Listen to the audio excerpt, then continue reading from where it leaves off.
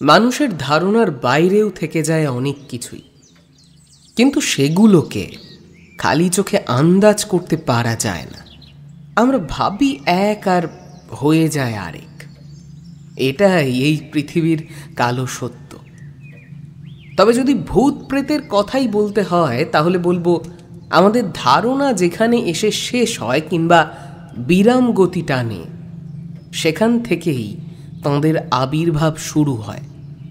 শুভ সূচনা ঘটে ওই কালো পৃথিবীর, যেটির সাথে আমাদের কোনো সম্পর্ক নেই।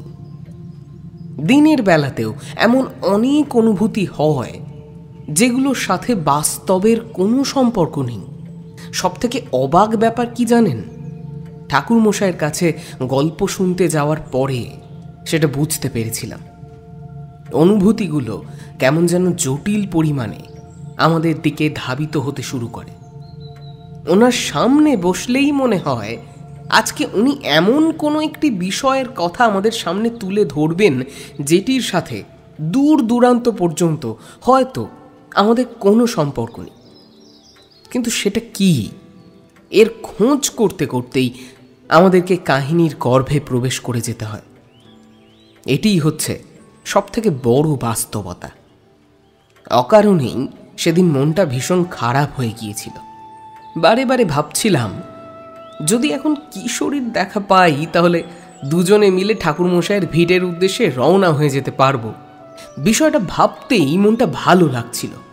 এমন সময় দেখলাম কিশোরীও দরজার একেবারে সামনে এসে মুখটা বাড়াচ্ছে। সে যে আমাকে উদ্দেশ্য করেই কিছু একটা বলতে এসেছে সেটা বেশ ভালো রকমই আন্দাজ করতে পারছিলাম। এমন সময় সে আমাকে উদ্দেশ্য করে বলল, ওই দেখো, আরে বাইরেই দাঁড় করিয়ে রাখবে নাকি ভেতরেও আসতে দেবে? তোমারই একই স্বভাব রয়ে গেছে, আমাকে বাইরে দাঁড় করিয়ে রেখে আকাশ কুসুম ভাবতে থাকো। এবার এই ভাবনার জগৎ থেকে বাইরে বেরিয়ে বাদবাকি জিনিসে একটু ভাববার চেষ্টা করো দেখি। ওর কথাগুলো যে আমার কানে আসেনি এমনটা নয়, কিন্তু তবুও মনে হলো ও যেন কিছু একটা বলতে চাইছে। তাই আমি তাড়াতাড়ি উঠে গিয়ে দরজাটা খুলে দিলাম। কিশোরী ভেতরে প্রবেশ করতেই বলল, যাকে শোনো, আজকে ঠাকুরমশাই ডাকাতকালির বিষয়ে কিছু একটা বলতে চেয়েছিলেন, সেটি জানার জন্যই আমি তোমাকে নিয়ে তার কাছে যেতে চাইছিলাম। ওনার কাছে গেলে দেখবে দারুণ বিষয় একটা গল্প শুনতে পাবে। যাকে না, চলো এবার তাহলে এগোনো যাক। আমিও মনে মনে তেমন কিছুই ভাবছিলাম, তাই সেখানে দাঁড়িয়ে আর অপেক্ষা করলাম না। এমনিতেই গিন্নি বাড়িতে ছিল না, তাই ভাবছিলাম যখন কিশোরী এসেই পড়েছে তখন তাঁর সাথে ঠাকুরমশাইয়ের বাড়ির উদ্দেশ্যে রওনা হয়ে যাওয়াটাই উচিত হবে। আমিও কিশোরী বেরিয়ে পড়লাম। এরপরে আমরা মঠ লেনের রাস্তা ধরে এগোতে থাকলাম। রাস্তায় যেতে যেতে পাসিং শো সিগারেট ও সাথে তেলে ভাজার একটা প্যাকেট কিনে নিলাম। এরপরে দেখলাম ঠাকুরমশাইয়ের বাড়ির একেবারে দোরগোড়ায় এসেই উপস্থিত হয়ে গেছি। আমিও কিশোরী ঠান্ডা মাথায় সেদিকে যেতেই দেখলাম উনি সেখানে নেই। চারি বেরিয়ে এসে বলল, কাকাবাবু, আজকে তো বাবাকে পাবেন না, উনি তো কলকাতায় নেই। উনি তো গঙ্গাসাগরের মেলায় গিয়েছেন। এক মস্ত নাগা সাধুকে দর্শন করার জন্যই ওখানে গিয়েছেন। বাবার মাথার মধ্যে একাধিক চিন্তা দানা বাঁধতে থাকে। কোন চিন্তার কারণে উনি ওখানে গিয়েছেন সেটা তো আর আমাকে বলে যান না। সমস্যাটা তো ওখানেই। না হলে তো আমিও ওনার সাথে গিয়ে গঙ্গাসাগরের মেলাটা একবার ঘুরে আসতাম, কিন্তু তার হলো কই। চারির মুখে এই কথাটি শুনেই আমি বিমর্ষ হয়ে পড়লাম। আমি আর কিশোরী একে অপরের মুখের দিকে তাকিয়ে ফ্যাল ফ্যালে দৃষ্টিতে তাকিয়ে রইলাম। কি বলতে হবে সেটাই আন্দাজ করে উঠতে পারছিলাম না। এরপরে আমি কিশোরীকে উদ্দেশ্য করে বললাম, আমাদের তো অনেক দিন ছুটি এখন রয়েছে। হ্যাঁ, চলো না তাহলে একবার গঙ্গাসাগরের মেলা দর্শন করে আসি। ওখানে গেলে তো আশা করি ভালোই লাগবে। ওখানে শুনেছি এমন অনেক মানুষের সাক্ষাৎ মেলে যাদেরকে বাস্তবে খুঁজেও পাওয়া যায় না। বলতে পারো হিমালয়ে বসবাসকারী কিছু সাধু সন্তদেরকে সেখানে আস্তানা গেড়ে বসে থাকতে দেখতে পাওয়া যায়। অনেকেই বলেন তাঁদের মধ্যে নাকি চমৎকারী শক্তিও রয়েছে।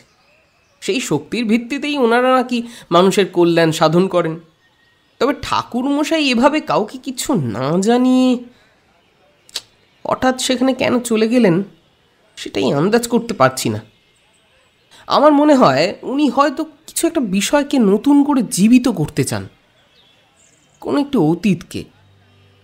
আচ্ছা, তোমার মনে আছে উনি আমাদেরকে প্রায়ই বলতেন অতীতের কাহিনীগুলি শোনাতে শোনাতে আমিও মাঝে মাঝে অতীতের গর্ভে একেবারে এমনভাবে হারিয়ে যেতে থাকি যে সেখান থেকে আর বেরিয়ে আসা সম্ভব হয় না। কিন্তু কিভাবে সেটি ঘটে সেটা তিনিও জানেন না। মনে হয় কেউ যেন ওনাকে অতীতের গর্ভে জোর করে ঠেলে দিচ্ছে। বিষয়টা এতটাই অস্বাভাবিক যে তার সাথে লড়াই করতে পারাটাও অসম্ভব। আমিও জানি এইসব কথাগুলো এখন তোমাকে বলার কোনো মানে হয় না, তবে চারি যখন একবার আমাদেরকে কথাটা বলেছে তখন আমাদেরকে ওই মেলার উদ্দেশ্যে বেরিয়ে পড়তেই হবে। কেউ তো বলতে পারবে না যে ডাকাতকালীর সন্ধান আমরা সেখান থেকেই পেয়ে যাব। চারিও এতক্ষণ আমার কথাগুলিকে বেশ মনোযোগ সহকারে শুনছিল। এরপরে সে আমাকে উদ্দেশ্য করে বলল, সত্যি আমার বাবার সাথে থাকতে থাকতে তোমরাও তেনার মতন ভাবনা চিন্তা করছো। তবে আমি তোমাদেরকে আর কিছু বলবো না, এবার তোমরা যেটা ভালো মনে করো সেটাই না হয় করো। এই কথাগুলো বলেই চারি ঘরের ভেতরে নিজের কাজ করতে চলে গেল। প্রতিবার সে আমাদেরকে ঘরে বসিয়ে গরম গরম চা আর মুড়ি মাখা খাওয়ার বিষয়ে অবশ্যই বলতো, কিন্তু এবারে দেখলাম তাঁর আচরণের মধ্যে একটা বিশাল পরিবর্তন লক্ষ্য করা গেল। ফলে আমরাও আর চারিকে কোনো কথা বললাম না, কারণ জানতাম বাড়তি কথা বললে সমস্যা অনেক সময় বেড়ে যেতে পারে। হয়তো বাবার অনুপস্থিতির কারণেই ওর মন মেজাজের অবস্থা একেবারে ঠিক নেই। এটা ভেবেই আমিও কিশোরী তাঁকে আর বিরক্ত না করবার সিদ্ধান্ত নিয়ে গঙ্গাসাগরের উদ্দেশ্যে বেরিয়ে পড়লাম।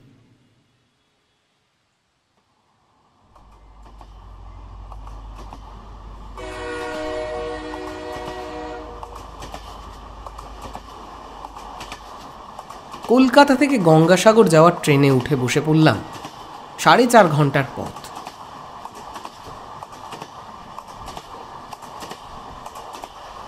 এই দীর্ঘ পথ যে কিভাবে অতিক্রান্ত হয়ে গেল বুঝেই উঠতে পারলাম না। ট্রেনটি ঝড়ের গতিতে এগিয়ে যেতে শুরু করলো। ট্রেনের গতির প্রভাবটার থেকেও যে চিন্তাটি সবসময়ের জন্য মনের মধ্যে উঁকি মারছিল সেটি ছিল ঠাকুরমশাইয়ের সঙ্গে সাক্ষাতের বিষয়টি। আদপেও ওনার সাথে সাক্ষাৎ ঘটবে কি না, মেলায় অত ভিড়ের মধ্যে তাঁর দেখা আদপেও মিলবে কি না, এটা নিয়েই ভেবে যাচ্ছিলাম।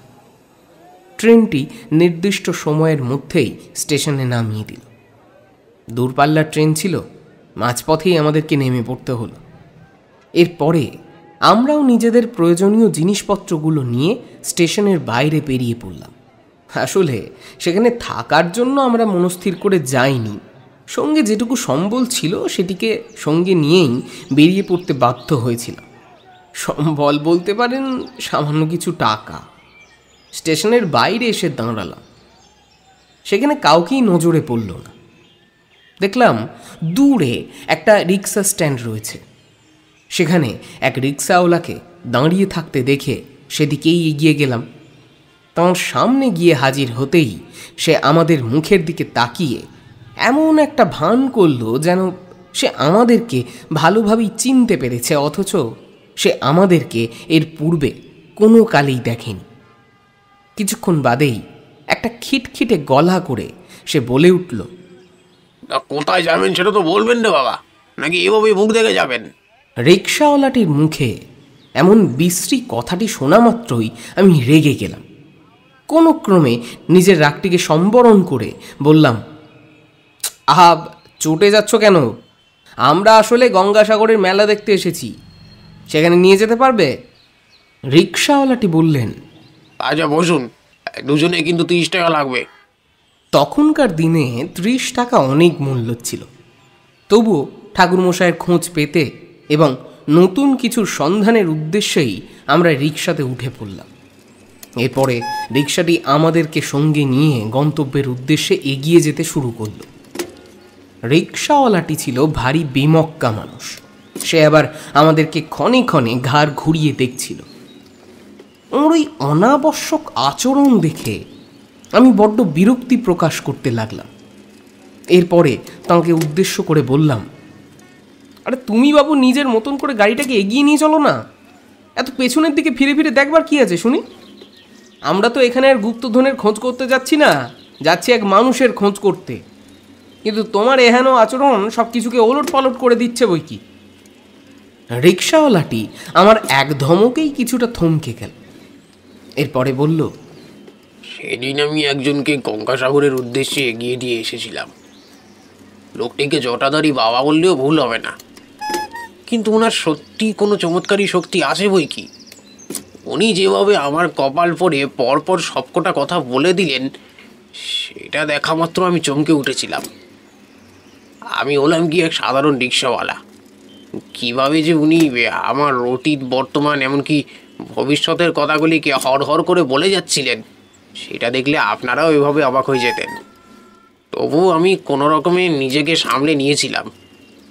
ইচ্ছে তো ছিল হাজারো কথা ওনার থেকে জানবার, কিন্তু সময় কোথায়?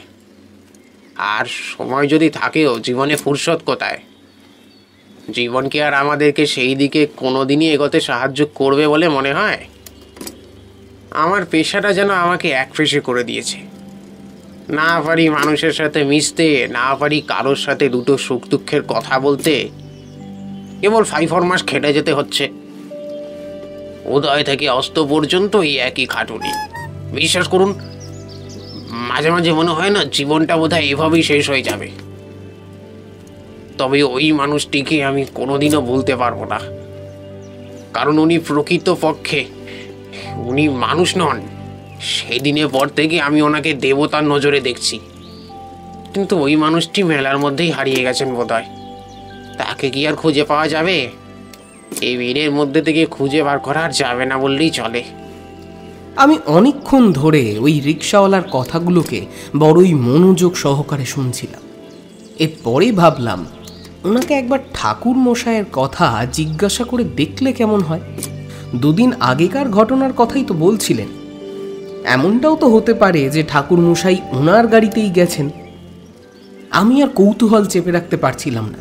এরপরে ওনাকে উদ্দেশ্য করে জিজ্ঞাসা করেই ফেললাম, আচ্ছা ভাই, বলছি ওনার নাম কি তারানাথ? আমার মুখে ওই নামটি শুনবার সাথে সাথেই দেখলাম সেই উক্ত লোকটির চোখ মুখের ভাষাটাই একেবারে বদলে গিয়েছে। হঠাৎ করে যেন ওনার চিত্রে এতটা পরিবর্তন নজর পড়বে সেটা ভাবতেই পারলাম না আমরা। সজোরে ব্রেক কষে উনি সহসা আমাদের দিকে মুখ ঘুরিয়ে বললেন, হ্যাঁ, হে কি আজব ব্যাপার! এই নামটাই তো বলেছিলেন সেই মহাত্মা। কি অবস্থা ভেবে দেখুন দেখি, আমি যে একেবারে বেমালুম ভুলেই গিয়েছি। সত্যি তো, উনি তো নিজের নাম এটাই বলেছিলেন। আপনারও কি তারই খোঁজে বেরিয়েছেন নাকি? বেশ ভালো করেছেন। উনি কি ওই মেলাতেই রয়েছেন নাকি? খুব ভালো হয় যদি আপনারা একবার আমাকে তার চরণ স্পর্শ করার সুযোগ দেন। আসলে আমি গরিব মানুষ, সাথে আবার পাপী। ওনার মতো এমন মহাত্মার দর্শন যে ঘোর কলিযুগে আর প্রাপ্য হবে কিনা, সেটাই তো সব থেকে বড় চিন্তার বিষয়। তাই বলছিলাম, আপনারা যদি আরও একবার আমাকে তার সাথে সাক্ষাতের সুযোগ করে দেন তাহলে খুব ভালো হয়। আমি লোকটির বিগলিত অবস্থা দেখে নিজেও বেশ ঘাবড়ে গেলাম। এরপরে বললাম, আরে বাবা, আপনি ক্ষণিকের জন্য একটু শান্ত হন দেখি তো। ও কি যে লাগিয়েছিলেন সেই দেখে কি বলবো। আরে বাবা, আমরা ওই মানুষটিকে বেশ ভালোভাবেই চিনি। উনি কলকাতার বাসিন্দা। কলকাতায় ওনার নিজের একটি ভিটেও রয়েছে। এমন ব্যাপারটা নয় যে উনি আকাশপথে চড়ে বেড়াচ্ছেন, কিংবা ওনাকে সাধারণের মধ্যে বিচরণ করতে দেখতে পাওয়া যাচ্ছে। তা একেবারেই নয়। উনিও আপনার বা এই আমার মতোই একজন সুস্থ স্বাভাবিক মানুষ। তবে হ্যাঁ, একটা কথা সত্য যে ওনার কাছে আছে কিছু চমৎকারী ক্ষমতা, যেগুলোর ভিত্তিতে উনি সত্যিই এক ভিন্ন ধরনের চমৎকার সৃষ্টি করতে পারেন বই কি। আজকালকার দিনে যা একেবারেই বিরল, সেই ক্ষমতা ঈশ্বর ওনাকে অর্পণ করেছেন, এটা একেবারেই সত্যি। আমরা ওনার কাছে প্রতি রবিবার গল্প শুনতে যেতাম। আজকেও গিয়েছিলাম, কিন্তু ওনার মেয়ে আমাদেরকে বলল গঙ্গাসাগরে ঠাকুরমশাইয়ের খোঁজ পাওয়া যেতে পারে। তাই এখানে তাঁর হদিশ খুঁজে বার করতে ছুটে চলে এলাম। আদপেও এই দীর্ঘ মেলার মধ্যে, ওই অমন প্রকাণ্ড ভিড়ের মধ্যে ওনাকে খুঁজে বার করতে পারবো কিনা জানি না। তবে কিছু একটা করে তো ওনাকে খুঁজে বার করতে হবেই, কারণ উনি মাঝে মধ্যেই নিজের অতীতে ঢুকে পড়েন। এরপরে সেখান থেকে বেরোতে মাস কিংবা বছরও লেগে যেতে পারে, কিছুই ঠিক করে বলা যায় না। তাই আর কি। তবে যদি ওনার সাথে সাক্ষাৎ ঘটে তবে ফেরবার পথে আপনাকে দর্শন করিয়ে নিয়ে যাব। কলকাতায় ফিরতে হবে তো ওনাকে নিয়ে। দাঁড়ান, আগে দেখি ওনাকে খুঁজে পাই কিনা, আর তারপরেই না হয় ওনার সাথে সাক্ষাতের কথাখানা চিন্তা করবেন। কিশোরী আমার কথা শেষ হতেই লোকটিকে উদ্দেশ্য করে বলল, আরে নিন, গাড়িটা একটু তাড়াতাড়ি নিয়ে যাওয়ার বন্দোবস্ত করুন। ওহ, আপনি কতটা দেরি করে দিলেন বলুন দেখি। এর মধ্যে যদি ঠাকুরমশাই অন্য কোথাও চলে যায় কারোর সাথে, তখন তো দেখতে হচ্ছে না, এখানে আসাটাই বৃথা হয়ে যাবে। আমাদের দুজনের কাছ থেকে ভরপুর ধমক খাওয়ার পরে একখানি চমকানি দৃষ্টি নিয়ে সেই লোকটি আমাদেরকে এগিয়ে নিয়ে চললেন। এরপরে দেখলাম ধীরে ধীরে ভিড়ের পরিমাণটা ক্রমে বাড়ছে। এই জায়গাটি এসে শেষ হয়েছে সাগরের তটে। গঙ্গাসাগরের তীরেই মূলত মেলাটা সংগঠিত হয়ে থাকে। ওখানে এক আশ্রম রয়েছে, সেটি প্রতি বছর ওই গঙ্গাসাগরের মেলার সময়ই সমুদ্র গর্ভ থেকে ওপরে উঠে আসে। লক্ষ লক্ষ জনতা তাঁর পূজা করেন। এরপরে মেলা শেষে নির্ধারিত দিনে সেটি আবারও সমুদ্র গর্ভের মধ্যে তলিয়ে যায়। এটি কিভাবে সম্ভব তার নজির বিজ্ঞানের কাছেও নেই। কিন্তু আমাদের উদ্দেশ্য ছিল ওই ভিড়ের মধ্যে থেকেই ঠাকুরমশাইকে খুঁজে বার করা। আর ঠিক সেই কারণেই আমরা সময় থাকতে থাকতেই রিক্সা থেকে নেমে পড়লাম। লোকটিকে ভাড়ার টাকাগুলো মিটিয়ে দিয়ে আমরাও ভিড়ের মধ্যে মিশে গেলাম। লোকটি আমাদেরকে এই যে শুনছেন শুনছেন করে অনেকবার চিৎকার দেওয়ার পরেও ভিড়ের মধ্যে কোথাও যেন ওনার ক্ষীণ কণ্ঠস্বরটি হারিয়েই গিয়েছিল। ফলে সেটিকে খুঁজে বার করবার তাগিদটাও আর অনুভব করলাম না। জানতাম ফেরবার সময়ে যখন ওই পথেই ফিরতে হবে তখন ওই লোকটির সাথে আবারও সাক্ষাৎ ঘটেই যাবে।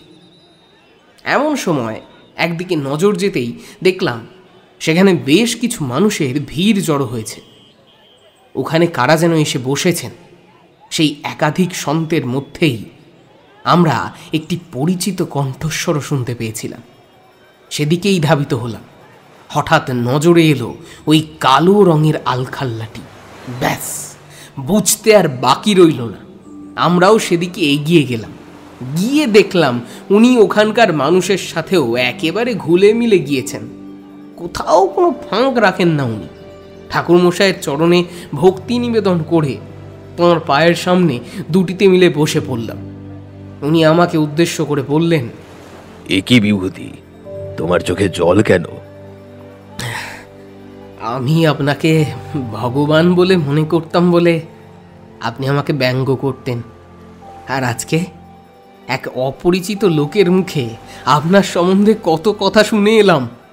মনটা ভক্তির সাগরে একেবারে ডুবে গিয়েছে। সত্যি আপনি চমৎকার জানেন। আপনি যে এখানে চলে আসবেন সেই বিষয়ে তো আমরা একেবারে কিছুই জানি না। আজ ভাগ্যিস আপনার ভিটেতে গিয়েছিলাম, সেখানে পৌঁছে চারির কাছ থেকে গোটা বিষয়টা জানতে পারলাম। ঠাকুরমশাই হাসলেন। এরপরে আমাদেরকে উদ্দেশ্য করে বললেন, অবাক হওয়ার মতন কোনো কারণ নেই, আসলে মনে হলো তাই এখানে চলে এলাম। তোমরা তো জানোই আমার মন কেমন অস্থির হয়ে থাকে। কেন থাকে, কিসের জন্য থাকে, সে কথা আজও আমি জানতে কিংবা বুঝতে পারিনি। আসলে এখানে এক মস্ত বড় সাধুর সাথে সাক্ষাতে এসেছিলাম। ধ্যান যোগে বসে মনে হলো উনি আমাকে স্মরণ দেওয়ার জন্য এখানে ডাকছেন। আসলে সেই অনেক কাল পূর্বে আমি ওনার সঙ্গে বেনারসের মাটিতে সাক্ষাৎ করেছিলাম। তখন উনি আমাকে অনেক বিষয়, অনেকগুলো কথাও বলেছিলেন। সেগুলির ওপরে ভিত্তি করেই আমার এখানে আসা।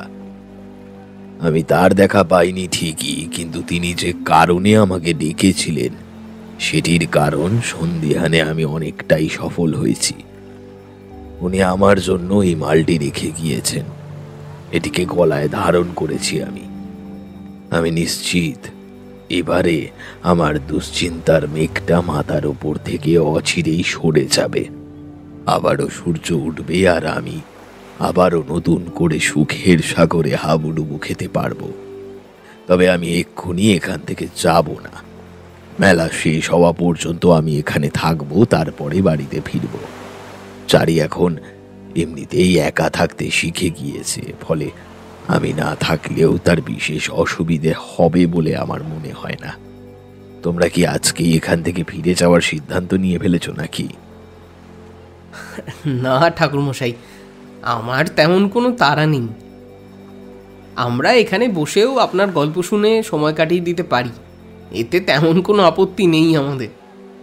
ঠাকুরমশাই বললেন, বেশ, রাতের দিকে ওই গঙ্গার ঘাটটা বেশ ফাঁকা হয়ে যায়, ওখানে বসেই না হয় আমরা জিরিয়ে নেব।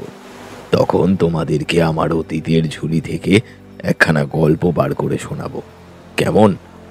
আজকে সারা রাত বসে সেই গল্প শুনতে পারবে তো তোমরা? কোনো অসুবিধে হবে না তো? অসুবিধা ঘাড়ে করে যখন এত দূর আসতেই পেরেছি, তাহলে আলাদা করে আর অসুবিধার কথা নাই বা ভাবলাম। আপনাকে যখন আমাদের চোখের সামনে দেখতে পাচ্ছি, তখন অসুবিধার কিছুই নেই। আপনার কাছ থেকে গল্পের কথা শুনতে বেশ ভালোই লাগবে, কারণ আপনি তো কেবল গল্প বলেন না, আপনার কাছে অতীতের রসদ লুকিয়ে থাকে। সেগুলি যেভাবে আপনি আমাদের সামনে তুলে ধরেন, তা দেখে মনে হয় যেন আপনি আমাদের সামনে সত্যের মিশেল তৈরি করছেন। সত্যিই সেই ঘটনার মধ্যে এতটা সত্যতা লুকিয়ে থাকতে পারে যে কি বলবো।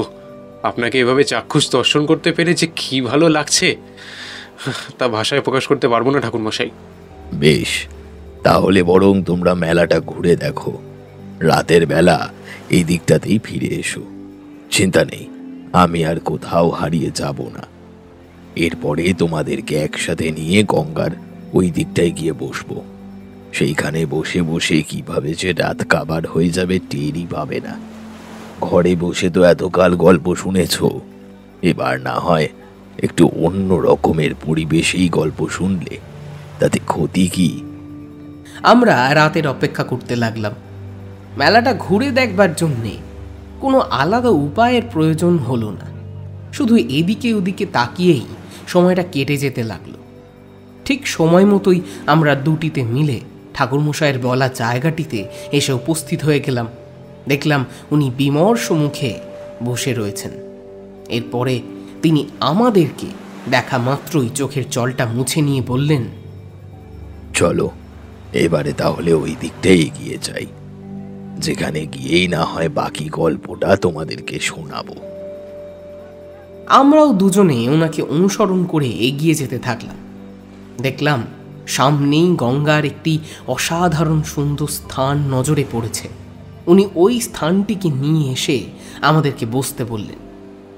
এরপরে বললেন, তাহলে এবারে সেই কাহিনীর কথা শুরু করা যাক। এমনিতেই অনেক রাত হয়ে গিয়েছে, তাহলে চলো এবারে গল্পের গর্ভে প্রবেশ করাই যাক। কলকাতার উপকণ্ঠে বসে গল্প শুনতে পারছো না তো কি হয়েছে? সুদূর গঙ্গাসাগরে বসে গল্প শোনার অভিজ্ঞতাটা না হয় আলাদাই হয়ে থাকুক। এই বলেই তিনি গল্পের গর্ভে প্রবেশ করলেন। আমিও কিশোরী মন দিয়ে ওনার কাহিনীটি শুনতে শুরু করলাম। ওনাকে যে এভাবে চোখের সামনে দেখতে পেয়ে যাব, আর সেই সাথেই সেই দিনকেই রাতের বেলা বসে ওনার কাছ থেকে গল্পও শুনতে পারবো, সে ঠিক কস্মিনকালেও ভাবতে পারিনি। এটিই ছিল আমার মস্ত বড় প্রাপ্তি। সেই প্রাপ্তির রেশটিকেই আমি বাঁচিয়ে রাখবার চেষ্টা করেছিলাম। উনি যখন কাহিনীর গর্ভে প্রবেশ করতেন, তখন এক অন্যরকম বাতাবরণ তৈরি হয়ে যেত। মনে হতো সব কিছু চোখের সামনে থেকেও অথচ কিছু যেন নেই। একদিকে থেকে যেত এক অনাবিল অতীত সমুদ্র, আর আমরা সেই সমুদ্রের গর্ভ থেকে নুড়ি, বালি, পলি এগুলোকে সঙ্গে করে নিয়ে আসতাম, সেগুলিকে সংরক্ষণ করে রাখতাম। এইভাবে এই সময়টা কেটে যেত। ঠাকুরমশাই শুরু করলেন, গঙ্গাসাগর হলো সাগর ও নদীর সঙ্গম স্থল। এইখানে দুয়ের জল একত্রে এসে মিশেছে। আমাদের জীবনটাও ঠিক এই রকমই, সুখ ও দুঃখের সমুদ্র বলতে পারো। এখানে সুখ যদি নদী হয় তাহলে দুঃখ হবে সমুদ্র, কারণ নদীর আর প্রভাবই কতটুকুই বা থাকে, কিন্তু সমুদ্রের প্রভাব যে বিশাল কায়, সে কথা তো আর ভুলে গেলে চলবে না। আজকেও তোমাদেরকে তেমনই একটা কাহিনী শোনাবো। আমরা মনে করি মন্দিরের গুরুত্ব কমে এসেছে, ভক্তিটা এখন কেবল মানুষের মনোসংযোগের কারণ হয়েই রয়ে গেছে। ঈশ্বরের সাথে সান্নিধ্য স্থাপনের মাধ্যম হিসাবে এটিকে আর কেউই সেভাবে গ্রহণযোগ্যতা দিতে চায় না। আমরাও সেই কারণেই এতখানি বিমুখ হয়ে এসেছি। কিন্তু এই সবের ওপরেও যে ঈশ্বর সত্য, সে কথা কি ভুলে গেলে চলবে? কোনো দিনও না। আজকে তোমাদেরকে শোনাবো ডাকাতকালীর মাহাত্ম্যের কথা। এই ডাকাতকালী যে সে দেবী নন, কালী মায়ের রূপ বটে, তবে ডাকাতরাই কেবল দেবীর উপাসনা করে এসেছেন। ওনার ব্যাপ্তি ছিল এতটাই প্রবল, কিন্তু ওই বিশেষ গ্রামটিতে একটি অঘটন ঘটে যাওয়ার পর থেকেই মন্দিরের কাজ একেবারে চিরকালের জন্যই বন্ধ হয়ে যায়। সাধারণ মানুষ ভেবেছিল এরপরে নিশ্চিত রূপেই মন্দির আবারও খোলা হবে, কিন্তু সেই কাজ আর কোনোদিনও সম্ভব হয়নি। আর তার পাশাপাশি ঘটতে থাকে এমন এক ভয়ঙ্কর ঘটনা, যেটির কথা ভাবলেই তোমাদের গায়ে জ্বর চলে আসবে। ওই ডাকাতদের সর্দার মোড়ে ভূত হলো। সেই ভূত তাড়া করে বেড়াতে থাকলো গ্রামবাসীদেরকে। কিন্তু কেন? এই প্রশ্নের সমাধান খুঁজে বার করবার উদ্দেশ্যেই আমাকে সেখানে হাজির হতে হয়েছিল। তবে ব্যাপারটা যে ক্রমে এতটাই জটিল আকার ধারণ করতে চলেছে, সেটা আমিও আগে থেকে কল্পনা করে উঠতে পারিনি। একদিন বাড়িতে বসে জ্যোতিষবিদ্যার কিছু কাগজপত্র নিয়ে ঘাটাঘাটি করছি, এমন সময় হন্তদন্ত হয়ে একটি লোক এসে হাজির হয়ে গেলেন। তিনি কয়েকটি কথা বলতে বলতেই আমার চৌকাঠে জ্ঞান হারিয়ে ফেললেন। অমন সুদর্শন একজন মানুষের এমন পরিণতি হলো কিভাবে, এটা ভাবতে ভাবতেই আমি কাজকর্ম ছেড়ে তড়িঘড়ি করে দরজার দিকে এগিয়ে গেলাম। এরপরে চারিমাকে ডেকে সামান্য জল নিয়ে আসতে বললাম। চারিও আমার কথা মতন বেশ কিছুটা জল নিয়ে এলো। পাত্রের মধ্যে হাত ডুবিয়ে জল নিয়ে লোকটির চোখে মুখে সামান্য ছিটিয়ে দিতেই দেখলাম আস্তে আস্তে ওনার জ্ঞান ফিরে আসছে। ওনাকে এভাবে দেখে আমিও বেশ অনেকটাই আশ্বস্ত বোধ করলাম। এরপরে জিজ্ঞেস করলাম, আপনি ওভাবে হন্তদন্ত হয়ে এখানে চলে এলেন যে, কোনো বিশেষ কারণ আছে কি? আর তাছাড়া আবহাওয়ার অবস্থাও তো একেবারে ঠিক নেই। সেখানে আপনি যেভাবে এখানে এসেছেন, দেখে তো মনে হচ্ছে ভারী বিপদে পড়েই আপনি এসছেন। লোকটি কোনো ক্রমে নিজের পায়ে ভর দিয়ে উঠে দাঁড়ালেন। এরপরে আমাকে নিয়ে বসালেন ওই খাটিয়ায়। নিজে বসলেন আমার পায়ের কাছটায়। বললেন কিছু কথা আছে যেগুলো উনি শুধুমাত্র আমাকেই জানাতে চান। কাজেই আমি চারিকে কিছুক্ষণের জন্য ঘরের বাইরে যেতে বললাম।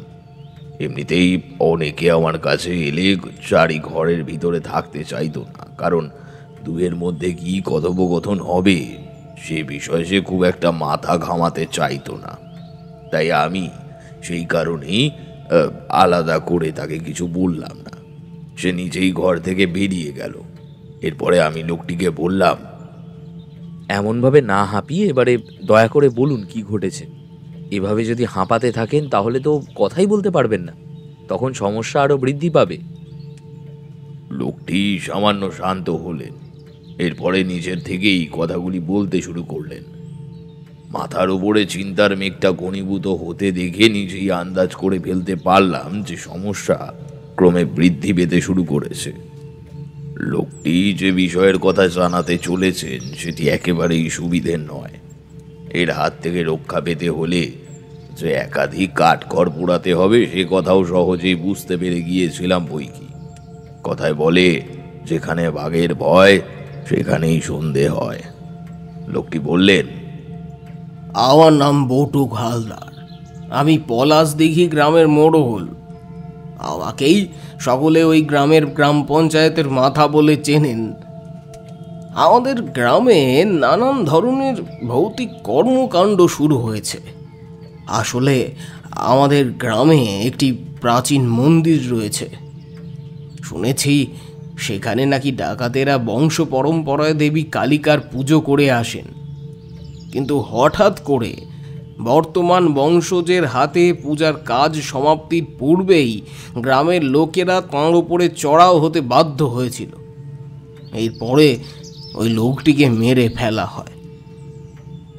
কিন্তু আমরা ভেবেছিলাম এক অত্যাচারীর অবসান ঘটেছে, এতে আবার এত ভয় পাওয়ার বা কি আছে। কিন্তু কথায় আছে না, যে মানুষ বেঁচে থাকতেও মানুষকে জ্বালিয়ে পুড়িয়ে মেরেছে, মৃত্যুর পরে সে স্বাভাবিকভাবেই আরও শক্তিশালী হয়ে ওঠে ও নিজের মৃত্যুর প্রতিশোধ নেওয়ার উদ্দেশ্যে সে আরও তৎপর হয়ে যায়।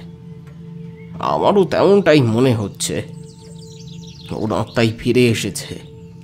সেই কারণেই আমরা ওই মন্দির খোলাতেও পারছি না। সমস্যা ক্রমে আরও অধিক মাত্রাতেই ঘনীভূত হচ্ছে। এরপরে দেখা যাবে আমাদের সকলকেই সে মেরে ফেলেছে। আমি এখন আপনাকে এইটুকুই বলতে পারবো।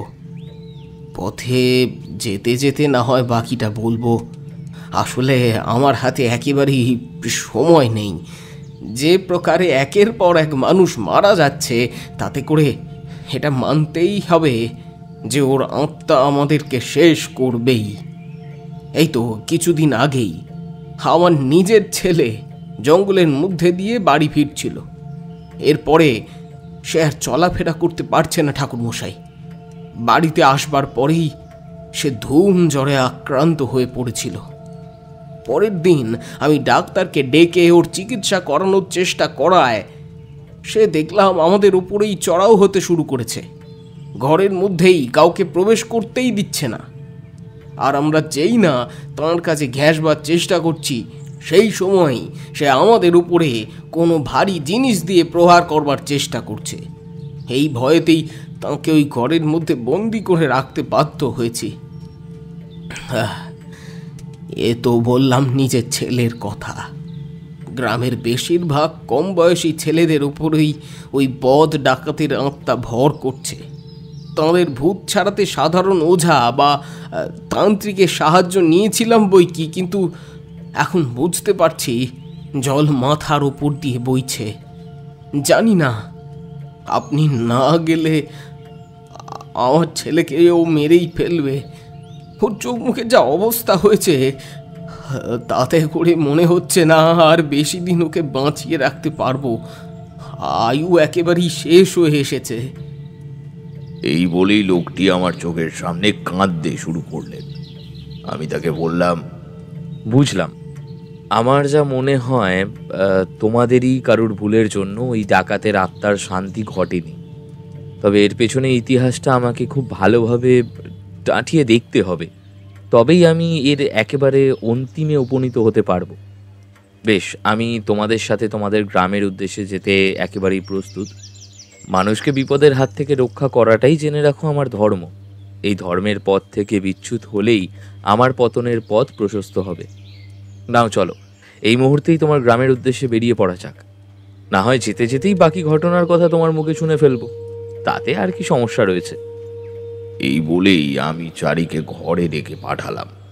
বললাম, মা, আমি কয়েকদিনের জন্য একটি গ্রামের উদ্দেশ্যে রওনা হয়ে যাচ্ছি। তুমি কয়েকটা দিন এই বাড়িতে থাকবে একা। খুব সাবধানে থেকো কিন্তু। আমি তোমাকে এই বিপদের মুহূর্তে ছেড়ে চলে যাওয়ার জন্য দুঃখিত, কিন্তু তুমি তো জানোই মানব কল্যাণের পথ কতখানি বিচিত্র। কাজেই আমাকে এই পথেই চিরটাকাল ব্রতী থাকতে হয়েছে। তুমি নিজের খেয়াল রেখো মা। আমি যত শীঘ্রই সম্ভব এই কাজ মিটিয়ে তোমার কাছে ফিরে আসব। এই নাও, এই লাল ধাগাটি নিজের হাতে বেঁধে রেখো। দেখবে সমস্ত সমস্যার সমাধান হয়ে গিয়েছে। আমি না ফিরে আসা পর্যন্ত সন্ধ্যের পরে একা বাড়ির বাইরে বেরিও না, কেমন? চারি ঘাড় নেড়ে সেদিন আমাকে সম্মতি দেওয়ার সাথে সাথেই আমি বটুকের সাথে তার গ্রামের উদ্দেশ্যে বেরিয়ে পড়েছিলাম।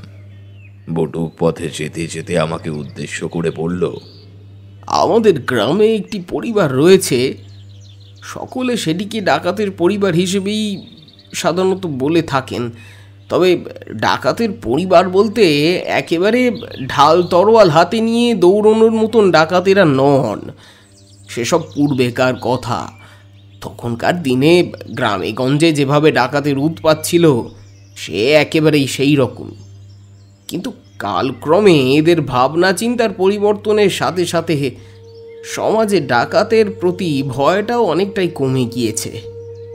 তারপর থেকেই ওই ডাকাত দলের সর্দার মুন্সি চাঁদের প্রভাবটাও পড়ে যায়। ধীরে ধীরে এই মানুষটি আমাদের গ্রামের পঞ্চায়েতের এক সদস্য হয়ে ওঠেন। তবে মুখিয়া পদে অধিষ্ঠিত থাকবার কারণে উনি সবসময়ই নিজের অধিকারকে সবার আগে রাখবার চেষ্টা করতেন। ফলে সাধারণ মানুষের মধ্যে নিজের ও নিজের পরিবারের প্রতি ত্রাস বাঁচিয়ে রাখতেন। তিনি এই কাজ করে যেতেন, কিন্তু মানুষ তাঁর এই আচরণে বেজায় ক্ষুব্ধ হয়ে উঠেছিল। এ কথা সত্যি যে মুন্সি চাঁদ এই গ্রামটিকে নিজের বলেই মনে করতেন এবং এই গ্রামের সংস্কারের জন্য যা যা করা প্রয়োজন ছিল তিনি তাঁর সবটাই নিজের হাতে করেছিলেন বইকি। সমস্যা হলো এক নতুন রাস্তা বানানোর বিষয়টিকে কেন্দ্র করে। রাস্তাটি ওই গ্রামকে শহরের সাথে যুক্ত করত। শহরের সাথে গ্রামের যোগাযোগ সাধনের মাধ্যম হিসেবে ওই রাস্তাটি কাজে আসবে এই ভেবেই তিনি কাজে হাত দিয়েছিলেন। পাকা রাস্তা তৈরি করতে কতটা পরিশ্রম লাগতে পারে এ বিষয়টা আশা করি আপনি নিজেও আন্দাজ করতে পারছেন। আর সেই সাথে খরচের ব্যাপারটাও তো অনেকখানি বেশি ছিল। সবটা মিলিয়ে কোনো নামজাদাও পয়সাওয়ালা মানুষের পক্ষেই যে এই কাজ করা সম্ভব ছিল তা বলার অপেক্ষা রাখে না। সেদিক থেকে বিচার করলে বলতে পারা যায় মুন্সি চাঁদ নিজে এগিয়ে এসে এই কাজে মন দিয়েছিল। নিজের জমানো পুঁজি দিয়ে এই কাজকে সফল করতে চেয়েছিল। তবে ওই রাস্তাটিকে কেন্দ্র করেই গ্রামের মানুষের মধ্যে বিবাদ বিতণ্ডা শুরু হয়ে গিয়েছিল। কারণ ওই পথটি গ্রামটিকে শহরের সাথে যুক্ত করতেই শহরের ব্যবসায়ীরা ক্রমে গ্রামে এসে ভিড় করলেন। এমনকি গ্রামের মানুষও নিজের উৎপাদন বৃদ্ধি করবার জন্য শহরে গিয়ে ব্যবসা শুরু করবে। এই প্রভাবে গ্রামের এতকালের প্রভাবটা খর্ব হবে। আসলে গ্রামের মানুষের কুসংস্কারাচ্ছন্ন মানসিকতার জেরেই এমনটা ঘটেছিল। শুধু তাই নয়, ওই রাস্তাটি তৈরি করবার ক্ষেত্রে মুন্সি চাঁদ গ্রামের একাধিক মানুষের থেকে বাৎসরিক চাঁদা দাবি করেছিলেন। গ্রামের প্রতিটি মানুষকেই গ্রামে বসবাসের জন্য মুন্সিকে চাঁদা দিতে হতো। ওই চাঁদা পেলে তবেই তিনি গ্রামে লোককে বসবাস করতে দেবেন। এই বিষয়টি গ্রামের মানুষের কাছে নতুন বিষয় না হলেও দিন দিন চাঁদার মূল্য এতটাই অধিক হারে বৃদ্ধি পাচ্ছিল যে গ্রামের মানুষের পক্ষে সেটির সাথে যুঝে উঠতে পারাটা একেবারেই সম্ভব হচ্ছিল না। ফলে মনে মনে গ্রামের লোকেরা মুন্সির প্রতি ক্ষোভ ব্যক্ত করতে শুরু করে দিয়েছিল। কিন্তু এই পথ বানানোর বিষয়টিকে কেন্দ্র করে সকলের ক্রোধের পাহাড়টা এতটাই তীব্রতার সাথে বৃদ্ধি পেতে শুরু করেছিল যে সেটি প্রকাশ্যে সামনে এসে পড়ে। মানুষ তখন আরো হিংস্র হয়ে ওঠেন। অন্যদিকে মুন্সি ও মুন্সির লোকেরা এই প্রতিবাদের বিষয়টিকে নিজেদের বিরুদ্ধাচরণ বলে চিহ্নিত করেন ও একদিন রাতের বেলা এরা গ্রামের ভেতরে প্রবেশ করে প্রায় 10টি বাড়িতে সরাসরি আগুন লাগিয়ে দেয়। সেই আগুনে ভস্মীভূত হয়ে যায় 10টি কুটির। কেউ বেঁচে ছিল না। এই ঘটনার পরে গ্রামবাসীদের ক্ষোভ আরো অধিক পরিমাণে বৃদ্ধি পেতে শুরু করেছিল। কি প্রকারে মুন্সিকে শেষ করে ফেলা যায় সেটিকে নিয়ে তারা ভাবনা চিন্তা শুরু করেছিল। গ্রামের পঞ্চায়েতের লোকেরা একত্রিত হয়েই এই কাজ হাত দেওয়ার কথা ভাবতেই শুরু করেছিলেন।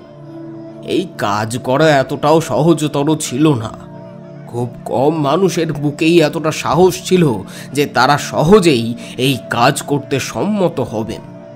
একদিন গ্রামবাসীরা সকলেই ফন্দি আঁটলেন। সেদিনকে রাতের বেলা 15 লোক মিলে হাতে লাঠি ও ধারালো কাটারি নিয়ে মুন্সি চাঁদের ঘরের ভেতরে প্রবেশ করল। এই বিষয়ের কথা আমিও জানতাম, তবে আমি এই কাজে তাঁদের সঙ্গ দিইনি। নিজের বউ বাচ্চা নিয়ে যাতে শান্তিতে থাকতে পারি এই ভেবেই আমি আরও এগোতে পারিনি। কিন্তু গ্রামের ছেলে ছোকরারা এসবের অর্থ বুঝলে তো তারা কারোর বারণ না শুনেই সেদিকে ধাবিত হতে শুরু করে দিয়েছিল। এরপরে তারা দলবল মিলে মুন্সির বাড়ির ভেতরে প্রবেশ করে। সেদিন রাতে তারা যাকে পায় তাঁকেই ধরে কেটে ফেলে।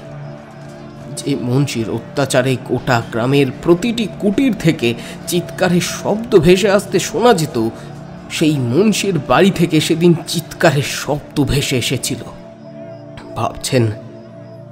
ভাবছেন আমি বাড়িয়ে বলছি,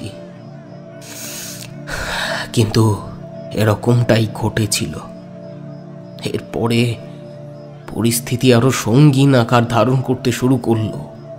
ওরা মুন্সির বাড়ির সকলকে প্রাণে মেরে ফেলেছিল ঠিকই, কিন্তু মুন্সিকে এত সহজ মৃত্যু দিতে চায়নি। তারা মুন্সির রক্তাক্ত শরীরটাকে চুলের মুঠি ধরে টানতে টানতে বাড়ির বাইরে নিয়ে আসে। এরপরে তাঁকে ওই জঙ্গলের ভেতরে নিয়ে যায়। সেখানে একটি তেঁতুল গাছ রয়েছে, সেটি বহুকালের পুরনো।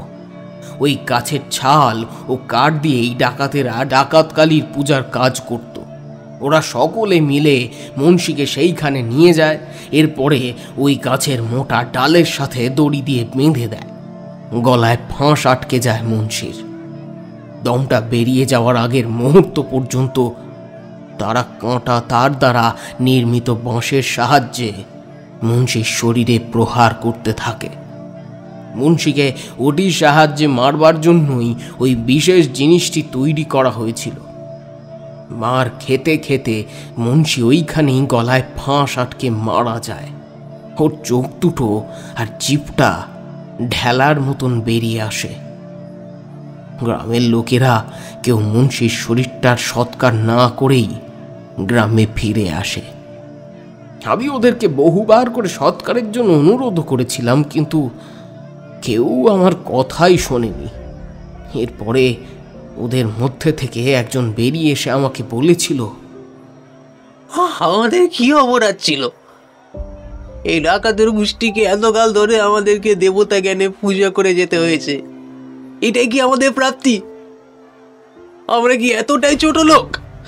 আর যত বড় লোক করা ওদের অশিক্ষিতের গোষ্ঠী, আজকে ওদের সকলকে শেষ করেছি। ওরা যাতে আর কোনোদিন মাথা তুলে দাঁড়াতে না পারে সেই কাজ করেছি আমরা। গ্রামের সব কিছু আজ থেকে, এরপর থেকে গ্রামের পঞ্চায়েতের কথা মতো গ্রামে সব কিছু ঘটবে। যারা আমাদের বিরুদ্ধে যাওয়ার চেষ্টা করবে তাদেরকে আমরা গ্রাম থেকে দূর করে তাড়িয়ে দেব। শহরের সাথে যুক্ত হওয়ার সমস্ত মাধ্যম বন্ধ করে দেওয়া হবে। আর ওই ডাকাত কালীর পূজাও, এতকাল ধরে ওরা গ্রামের বুকে ত্রাসের সঞ্চার ঘটিয়েছে। এতকাল বাদে সাহস করে আমরা সেটি নিষ্পত্তি করতে পেরেছি। এখন থেকে গ্রামের ওপরে আর কোনো কালো শক্তির প্রভাব পড়বে না। যে অশনি প্রভাব ছিল সেটি হ্রাসপ্রাপ্ত হয়ে গেছে। ভাই সব, এবার আমরা আমাদের চাষবাসের মধ্যে দিয়ে নিজেদের ব্যবসাকে আরো বড় জায়গায় নিয়ে যাব। সেটাই সব থেকে বড় উল্লেখযোগ্য বিষয় হিসাবে সাব্যস্ত হবে বই কি। এত সহজে আমরা আর কাউকে আমাদের ওপর আক্রমণ আনতে দেব না, কিছুটাই না। কথাগুলি বলবার পরে দেখেছিলাম ওরা রক্তচক্ষু নিয়ে সকলে একেবারে হই হই করে উঠেছিল। কিন্তু ওখানেই কি বিষয়টা শেষ? এর ঠিক 1 মাস পর থেকে শুরু হলো প্রেতাত্মার তাণ্ডব।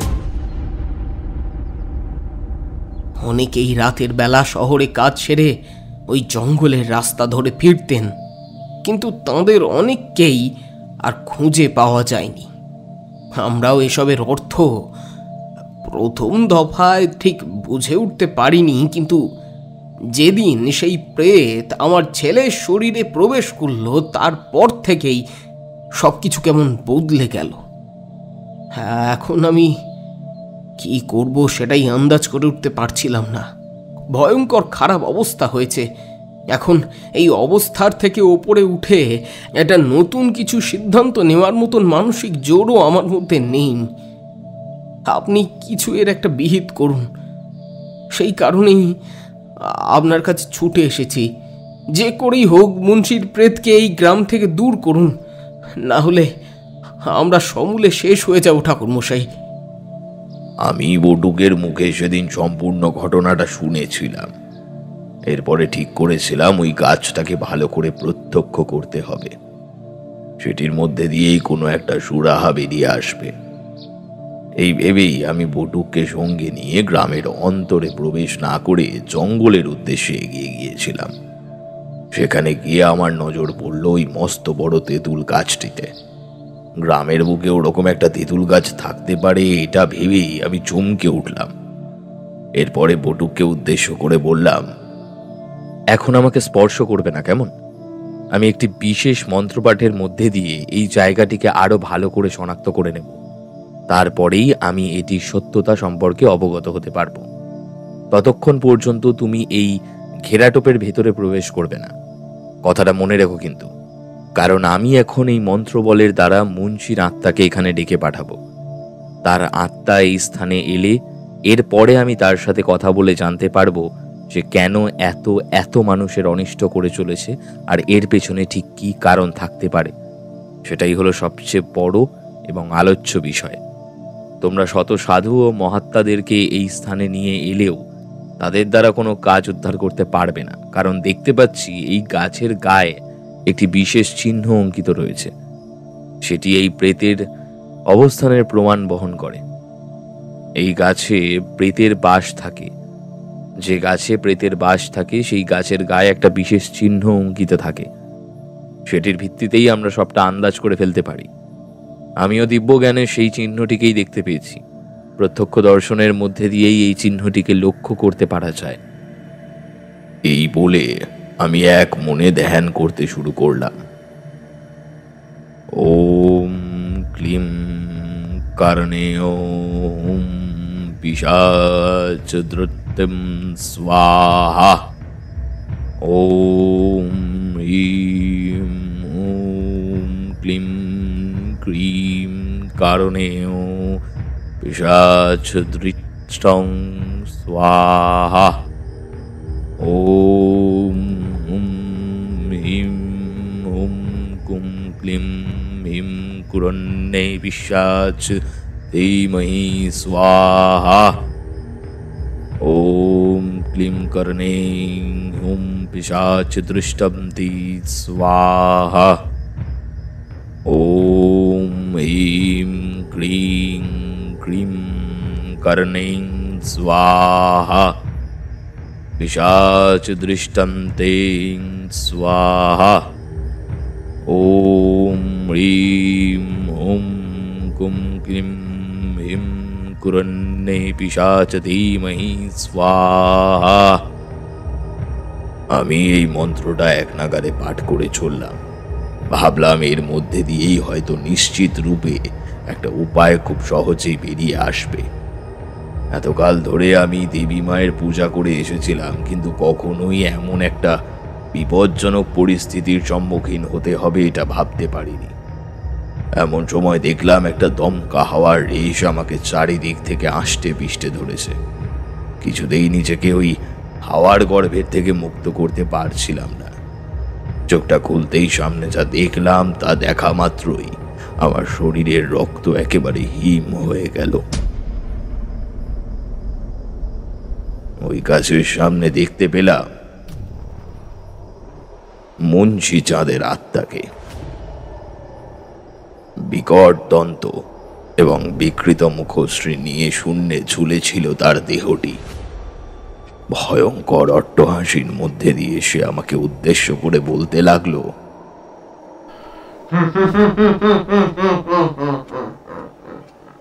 কিরে, এখানে কিসের জন্য এসেছিস?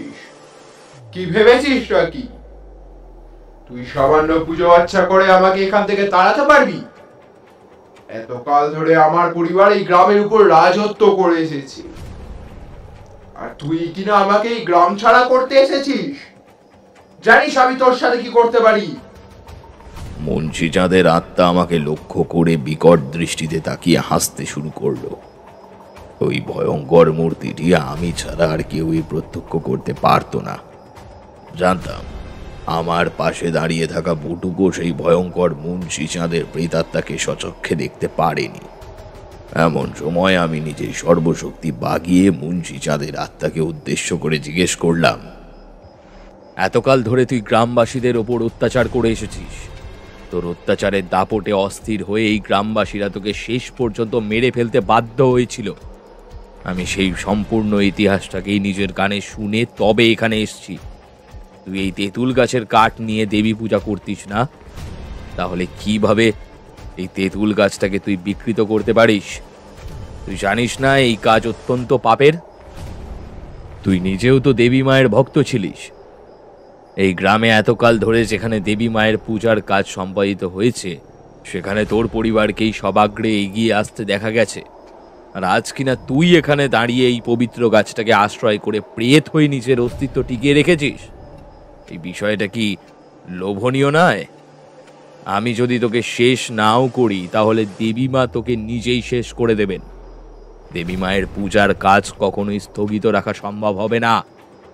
সব কথা তো তুই নিজেও জানিস। তাহলে কোন সাহসে এই গাছটাকে আশ্রয় করে এখানে বসে রয়েছিস? তুই তো তোর কাজ সম্পাদন করে এই গ্রাম থেকে চলে যেতে পারতিস, কারণ এতকাল ধরে তুই সাধারণ মানুষের ওপর যেভাবে অত্যাচার করে এসেছিস তার দ্বারা প্রভাবিত হই শেষ পর্যন্ত গ্রামবাসীরা তোর বিরুদ্ধে লাঠি তুলতে সচেষ্ট হয়েছে। আজকে তুই তাদেরকে যতটাই পাপী বলে তুচ্ছ মনে করিস না কেন, আজকে তোর পরিবারের ওপরেও যদি ঠিক একই রকম ভাবে প্রতিশোধের আগুন জ্বলে কেউ প্রতিকার করতে চাইতে আসতো, তাহলে তুই তার জায়গায় দাঁড়িয়ে কি করতিস? তুইও তো নিজের হাতে লাঠি তুলে নিতিস। কিরে, নিতিস না? নিজের পরিবারকে রক্ষা করবার জন্য কেউ পিছিয়ে থাকতে পারে না। দেখলাম মুন্সি চাঁদের আত্মার স্থির হয়েছে। এরপরে সে আমাকে উদ্দেশ্য করে বলল, আমি এত কথা শুনতে চাই না আমি এত কথা শুনতে। এতকাল ধরে আমি এই গ্রামকে শাসন করে এসেছি, কিন্তু এরা কোনোদিনও যেমন নিজের ভালোটা বুঝতে পারিনি তেমনি এটাও বোঝেনি যে আমি এই রাস্তাটা এদের স্বার্থেই করেছিলাম। কি দোষ ছিল আমার? এইসব লোকগুলোর তো কোনোদিনও এমন একটা রাস্তা তৈরির মুরদ হতো না। এদের কাছে কটা টাকাই বা থাকে? এরা তো আমারই দয়াতে বেঁচে থাকতো। কিন্তু এরপরেও যখন ওরা দেখলো যে আমি এসবের ঊর্ধ্বে উঠে ওদের মঙ্গলের জন্য এই রাস্তাটা বানাচ্ছি, তখন ওরাই আমাকে প্রত্যেকে সরিয়ে দিল। আমি কিছুতেই এই গ্রাম ছেড়ে যাব না যতদিন না এই গ্রামের লোকদেরকে আমি নিজের হাতে মারতে পারছি, ততদিন তো নয়। দেখি কার কত সাহস, কত কাপালি কওঝা এলো আর গেল। আগে এরা আমাকে মানুষ পেয়ে নৃশংসভাবে হত্যা করেছিল, কিন্তু এখন তো আমি আর মানুষ নই, এমনকি আমার কোনো অস্তিত্বও নেই। তাহলে এবার ওরা আমার কিভাবে ক্ষতি করবে?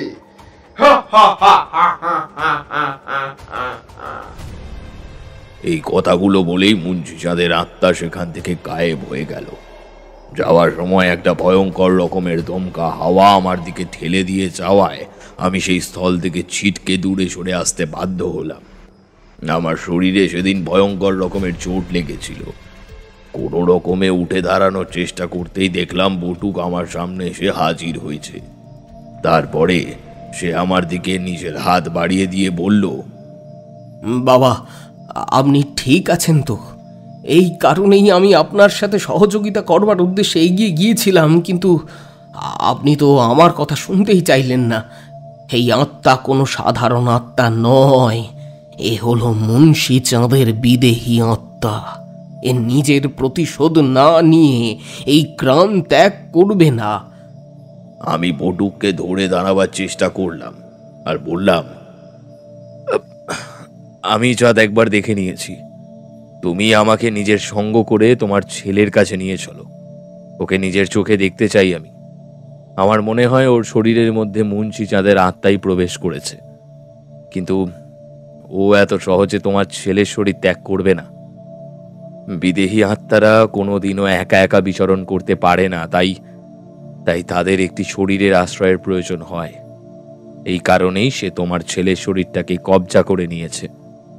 শিগগির আমাকে তোমার বাসায় নিয়ে চলো।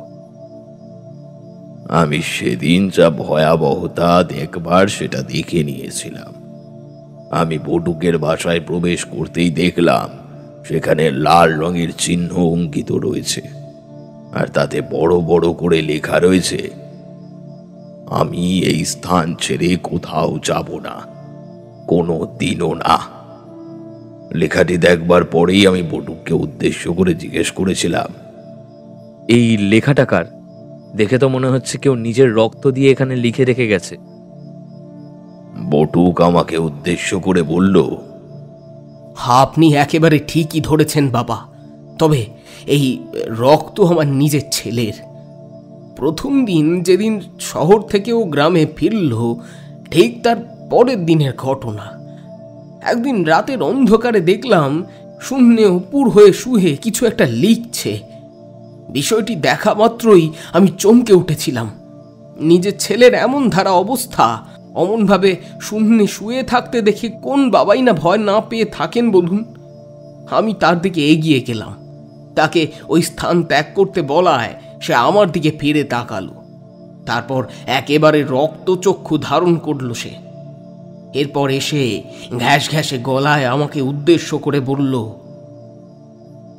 খবরদার, খবরদার, এদিকে এগোবি না। আমি তোর ছেলে নই। এখন থেকে আমি তোর ছেলের শরীরেই থাকবো। কথাটা মনে রাখিস। মনে আছে তোরা আমাকে ওই তেঁতুল গাছে ঝুলিয়ে পিটিয়ে মেরেছিলি? এখন আমি তোদের কাছের লোকগুলোকে একে একে একটু একটু করে মারবো। দেখলাম আমার ছেলে তার নিজের শরীরটিকে ক্ষত বিক্ষত করছে। কোথা থেকে একখানা ধারালো ছুরি নিয়ে সে নিজের শরীরের বিভিন্ন জায়গা কাটছে। ওই কাটা জায়গাগুলো থেকে রক্ত বেরিয়ে আসছে। এরপর সে বেশ কিছুটা নুন নিয়ে ওই কাটা জায়গাগুলোতে ছড়িয়ে দিতে লাগলো। তারপরে দেখলাম সে লাফালাফি শুরু করেছে। আমার দিকে কাতর কণ্ঠে তাকিয়ে সে বলল, বাবা, বাবা আমাকে বাঁচাও, বাবা, বাবা আমাকে বাঁচাও। আমি সেই করুণ ডাকটিকে অগ্রাহ্য করতে পারলাম না। এরপরে তাকে রক্ষা করবার উদ্দেশ্যে এগিয়ে যাব, এমন সময় দেখলাম আবারও সেই ভয়ঙ্কর আত্মা আমার ছেলের শরীরে প্রবেশ করলো এবং আমার ছেলের চোখ দুটি পুনরায় রক্তবর্ণ ধারণ করলো। পরে আবার শুনতে পেলাম সেই অট্টহাসির শব্দ।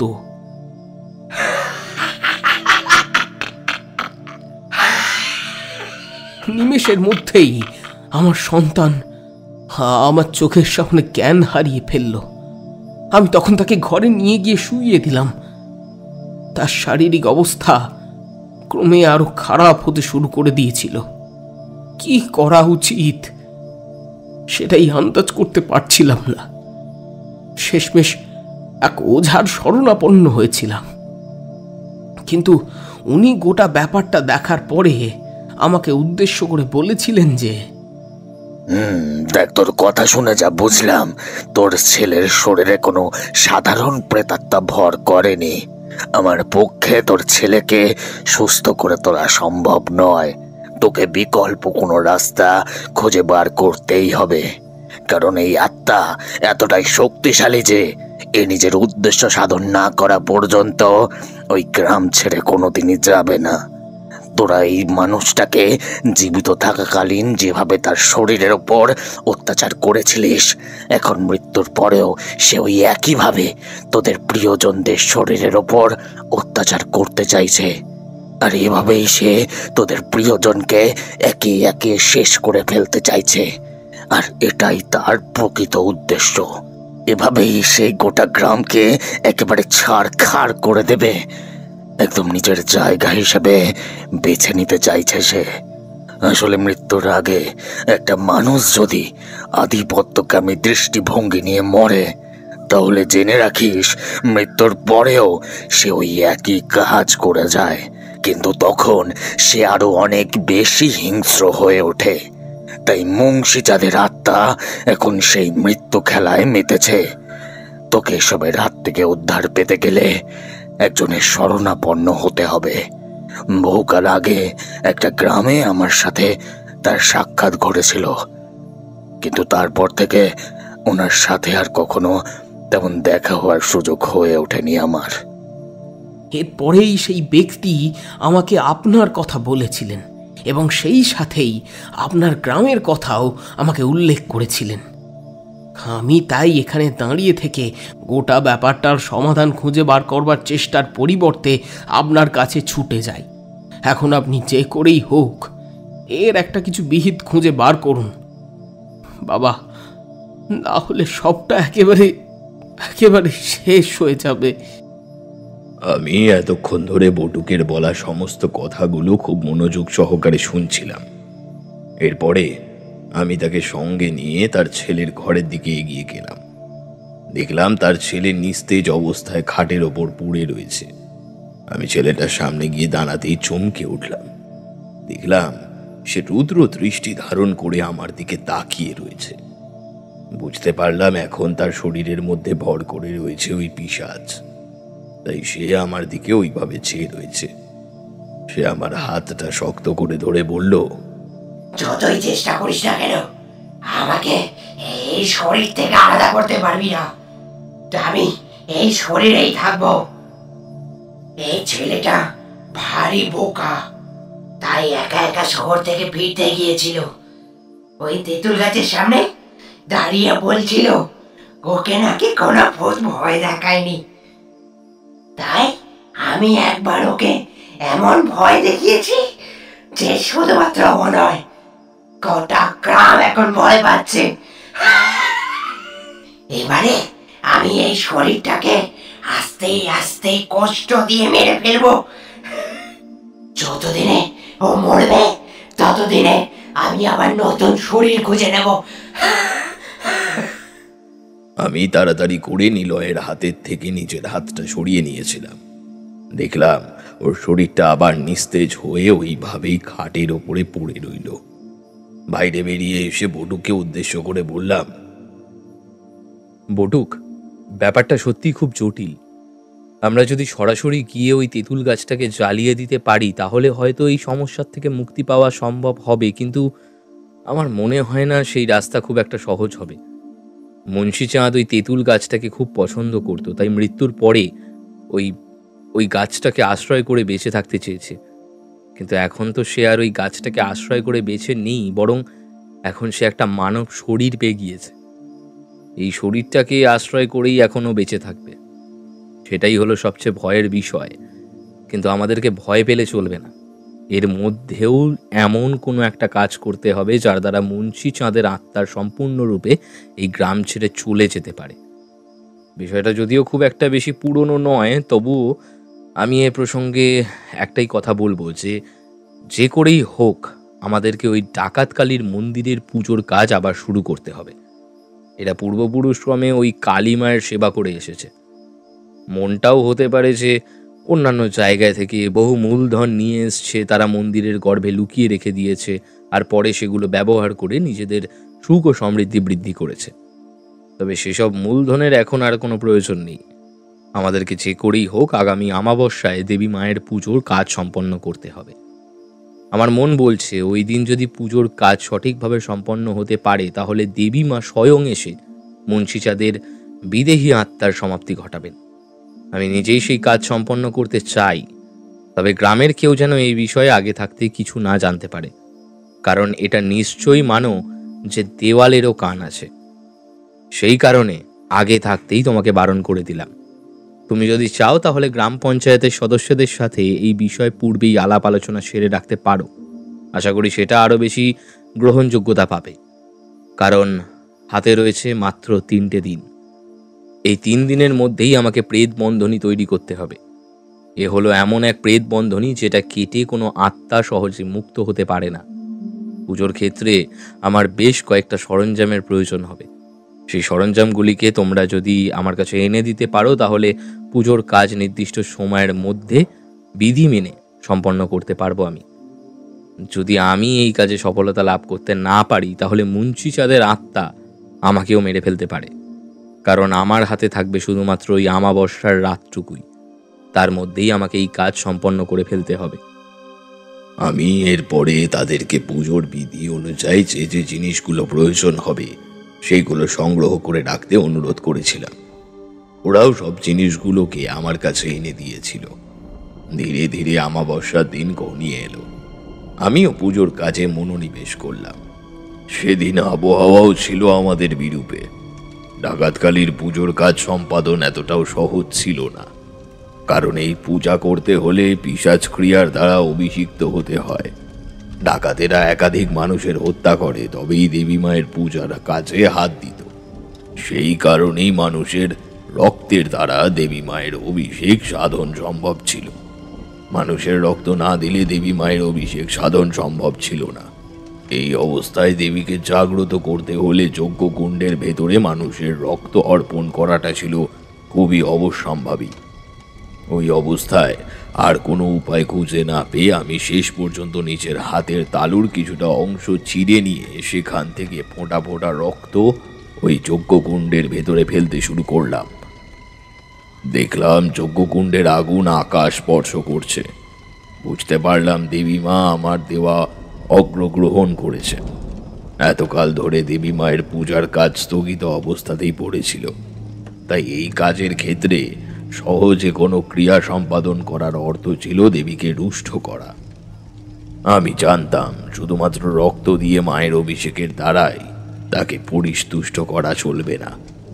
ফলে আমি সেই রক্তের বেশ কিছুটা দেবীর কপালে লেপে দিলাম।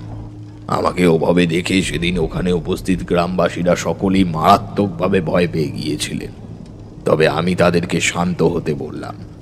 এরপরে তাদেরকে পুনরায় উদ্দেশ্য করে বললাম, এইভাবে ঘাবড়ে গেলে তোমরা আমাকে দেবী মায়ের পূজার কাজে মনোনিবেশ করতে দেবে না। দরকার পড়লে আজকের রাতটা চোখ বন্ধ করে থাকো, কারণ আমি যার পূজা করছি সেই দেবী একেবারেই সাধারণ কালী মায়ের অবতার নন। তিনি এতকাল ধরে ডাকাতদের কাছ থেকে অগ্র নিয়ে এসেছেন। কাজেই ওনাকে সেইভাবেই বিধি মেনে পূজা করতে পারলে তবেই তিনি পূজা গ্রহণ করবেন। এই বলেই আমি দেখলাম গ্রামবাসীরা আমার কথা বিশ্বাস করেছেন। আসলে তারা ওই সকলেই ওই মন্দিরটিকে একটি অভিশাপের আঙার বলেই মনে করত।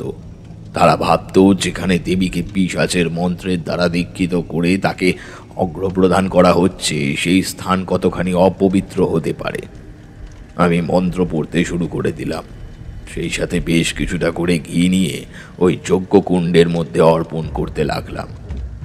ওম ক্লিং বিনাশনাশায় হুম ক্লিং দেবী নাহং ফট স্বাহা। ওম ক্লিং হুম রিম পিশাচোধিরাচো নশায় কিং ক্লিং মে হুং ফট স্বাহা। দেবী মে হুং দেবী সর্ববায়িং সাহেশ মে চনো করটিনে হুং ফ্রিং ক্লুং হিম হিং ফট স্বাহা। এইভাবে চলতে থাকলো দেবীর ধ্যান। কিছুক্ষণের মধ্যেই দেখলাম মন্দিরের ঘণ্টাগুলো নিজের থেকে আন্দোলিত হতে শুরু করেছে। আমি স্পষ্ট সেই শব্দ শুনতে পাচ্ছিলাম। আরো ভয়ঙ্কর রূপে প্রকৃতি নিজেকে সকলের সামনে তুলে ধরতে চাইছিল। আকাশে জোরে জোরে মেঘের গর্জন শুনতে পাওয়া যাচ্ছিল। সেই সাথে ঘন ঘন বাজ পড়তে থাকলো। এসব দেখেও সেদিন আমি ওই পূজার বেদি ছেড়ে উঠে পড়িনি, কারণ আমি জানতাম মা আমার পরীক্ষা নিচ্ছেন। এমন সময় দেখলাম কোথা থেকে একটা দমকা হাওয়ার রেশ বেশ কিছুটা ঘোলাটে ধোঁয়াকে সঙ্গে করে নিয়ে এসে ফেললো আমার যজ্ঞকুণ্ডের সামনে। আমি সেটি দেখেই আন্দাজ করতে পারলাম যে শুভ শক্তি জাগরিত হয়েছে, আর ঠিক সেই কারণে ওই মুন্সি চাঁদের আত্মা এটি ক্ষমতাকে সহ্য করতে না পেরে এখানে এসে হাজির হয়েছে। সেই গোলাকার পিণ্ডের মধ্য থেকে কালো কালো হাতগুলি বেরিয়ে আসতে থাকলো।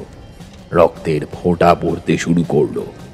মনে হলো যেন আকাশ পথে রক্তের বৃষ্টির শুরু হয়েছে।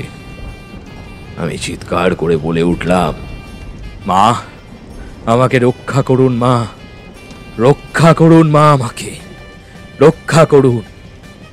এমন সময় দেখলাম মুন্সির আত্মা একটি শরীর ধারণ করেছে। সে বটুকের সন্তানের শরীর ত্যাগ করে নিজের স্বরূপে ফিরে এসেছে।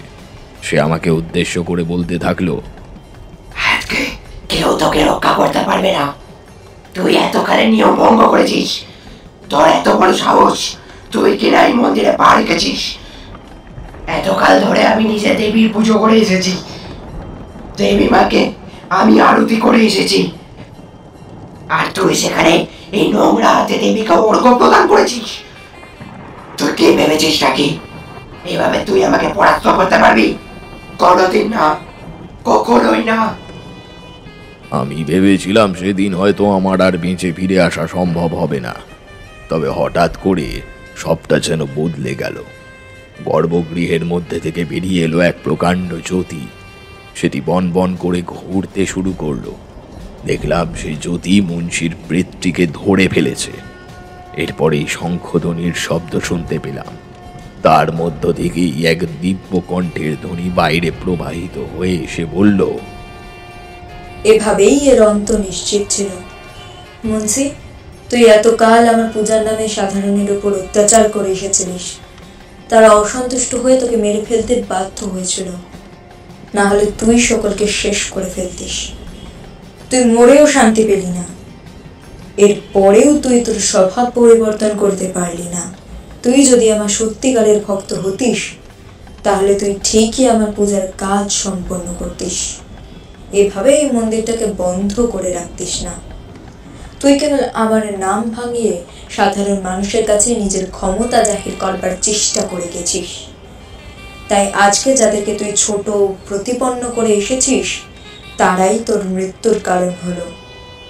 ওরা তোকে পূজা করতো না, তোকে ভয় করত। কিন্তু আমাকে দেখ, আমি তখনও পুজো পেয়ে এসেছিলাম, আর আজও পেলাম। এবারে আমাকে মানব কল্যাণের উদ্দেশ্যে তোকে শেষ করতে হবে। এই কথাগুলি শুনেই দেখলাম সেই তীব্র জ্যোতি ওই জায়গাটিকে একেবারে ঘিরে ফেলেছে।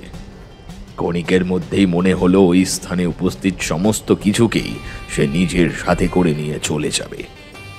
তবে আমি কোনো ক্রমে নিজেকে রক্ষা করে রাখবার পরে দেখলাম আবারও সবকিছুই শান্ত হয়ে গিয়েছে। ওই স্থানটি একটি পবিত্র ক্ষেত্রে পরিণত হয়েছে। এরপরে আমি সেখানে দেবীর আলতা পায়ের ছাপ ছাড়া আর কিছুই দেখতে পাইনি। এরপর থেকে ওই গ্রামে চিরকালের জন্য ডাকাত মুন্সির কবল থেকে নিষ্কৃতি পেয়েছিল। গ্রামের মানুষজনের কল্যাণের কাজ সমাপ্ত করে আমিও নিজের ভিটেতে প্রত্যাবর্তন করেছিলাম। দেখলাম ঠাকুরমশাই শান্ত হয়েছেন। কখন যে সকাল হয়ে গিয়েছিল টেরই পাইনি।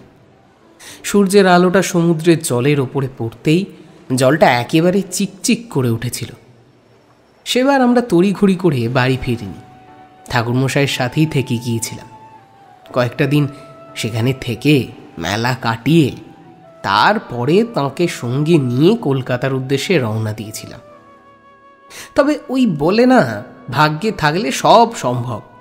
কেবল নিষ্ঠার সাথে তাঁকে পেতে চাইতে হবে, আর সর্বোপরি অল্পেতেই সন্তুষ্ট থাকতে হবে। ভগবান আমাদেরকে সবই দেবেন, তবে নির্দিষ্ট সময় মেনে। আসবার পথে সেই রিক্সাওয়ালার সাথে সাক্ষাৎ হয়েছিল। তিনি দ্বিতীয়বারের জন্য ঠাকুরমশাইয়ের পায়ের ধুলো মাথায় নেওয়ার সুযোগ পেয়ে নিজেকে ধন্য মনে করছিলেন। সবটাই ভালোভাবে সম্পন্ন হয়ে গিয়েছিল। গঙ্গাসাগরের ওই মেলার স্মৃতিগুলোকে বুকে আঁকড়ে ধরে কলকাতায় ফিরে এসেছিলাম তিনজনেই। এরপরে অপেক্ষা ছিল আরও কোনো একটা নতুন গল্পের সন্ধান করা।